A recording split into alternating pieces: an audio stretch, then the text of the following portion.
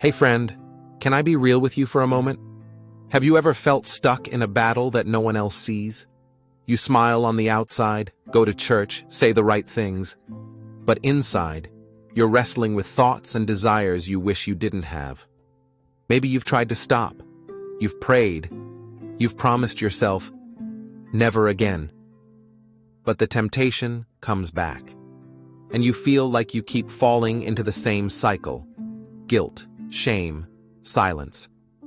If that sounds familiar, I want you to hear this loud and clear. You are not alone, and you are not beyond help. We're talking about lust today, that quiet struggle so many deal with, but few talk about. Lust is a strong desire, usually sexual, that goes outside of God's design for love and purity. It often starts small, a glance, a thought, a click. But if left unchecked, it can grow and consume more than just your mind. It begins to affect your heart, your habits, your relationships, and even your faith. Let's get one thing straight. Lust isn't just a guy problem. It's not just about porn or sex either. Lust is anything that hijacks your heart and leads you to crave something more than you crave God. The Bible takes lust seriously, not because God wants to shame us, but because He loves us too much to let us settle for counterfeit intimacy. Jesus said in Matthew 5:28, "But I tell you that anyone who looks at a woman lustfully has already committed adultery with her in his heart." Whoa, that's intense. But Jesus wasn't trying to scare us. He was pointing to the root of the issue. Lust doesn't start with the body, it starts in the heart. The world says, follow your desires. God says, guard your heart. The truth is, our desires aren't the enemy. God made us with desire. But when desire is disconnected from God's purpose, it leads to destruction. It promises satisfaction, but leaves you feeling empty. It promises love, but gives you guilt. Let's make this real. Have you ever watched something late at night you knew you shouldn't? Opened up a conversation that turned into flirting? Clicked on a post thinking, just one look? And stayed way longer than you meant to? It happens. And here's the danger. Lust grows in the dark. It thrives in secrecy. The longer we hide it, the more power it gains over us. But friend, I want to tell you the good news. You don't have to live in the dark anymore. God sees your struggle. He's not surprised. He's not disgusted. He's not giving up on you. In fact, He's inviting you into freedom. So if the Son sets you free, you will be free indeed. John 8:36. Jesus came not just to forgive you, but to free you. Freedom from shame. Freedom from addiction. Freedom from that "I'll never change" mindset. Here's how you start breaking free. 1. Bring it into the light. You can't heal what you hide. Confess your struggle to God. He already knows, and He's not mad at you. He's a Father who runs toward you, not away from you.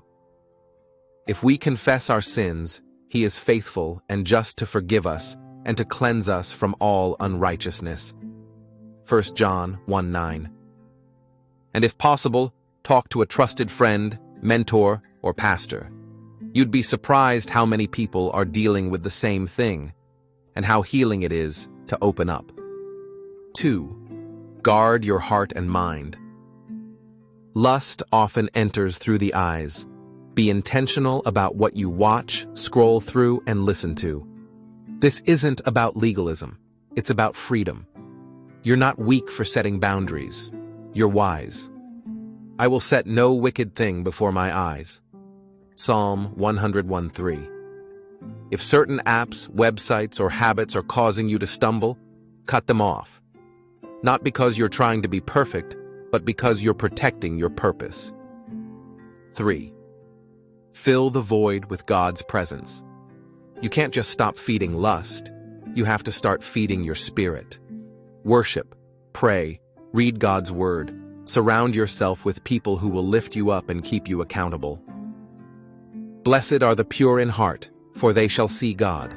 Matthew 5:8. The more time you spend with Jesus, the more your desires begin to change. You don't overcome lust by willpower, you overcome it by worship. 4. Remember God's grace is bigger. Maybe you've fallen 100 times.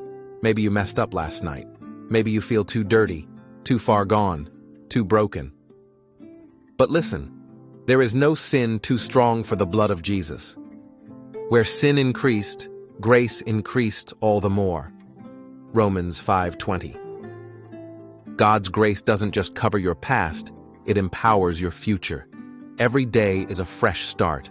You're not disqualified, you're not damaged goods. You are deeply loved, chosen, redeemed. Friend, I want you to hear this from my heart. You are not your struggle. You are not what you've done. You are not what you've seen, clicked, or thought. You are a child of God, and He has so much more for you than temporary pleasure. He has peace. He has joy. He has real love that doesn't fade after a moment. It lasts forever. You were made for more. So today, choose to step into the light. Choose to pursue purity. Choose to believe that God's strength is made perfect in your weakness. You're not doing this alone. The Holy Spirit is with you. Every time you resist, every time you pray instead of giving in, every time you confess instead of hiding, you're getting stronger. And one day, this will just be a chapter in your testimony. A story of how God took your weakness and turned it into a victory. Let me wrap this up with a reminder you can hold on to. Lust may feel like a never-ending battle, but it's not the end of your story. You are not defined by your struggle. You're not stuck. You're not too far gone.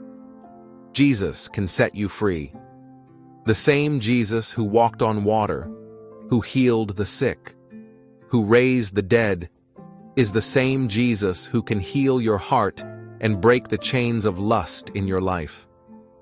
Let me remind you of what we've talked about. You break free by bringing it into the light, by guarding your heart and your eyes, by feeding your spirit, and by resting in God's grace, not your own strength. You won't win this battle by trying harder. You'll win by surrendering deeper. Because the more you lean into Jesus, the less power sin has over you. It's not about being perfect. It's about being purified by His presence. And when the enemy tries to remind you of your past, you remind him of your future. You're not walking in shame anymore. You're walking in freedom. You were made for more than momentary pleasure. You were made for eternal purpose. So today, right now, choose freedom. Say this out loud if you believe it. Jesus, I surrender. I trust you. Set me free. And if you just prayed that from your heart, He's already working. This is your turning point. This is your moment. Freedom starts now. God bless.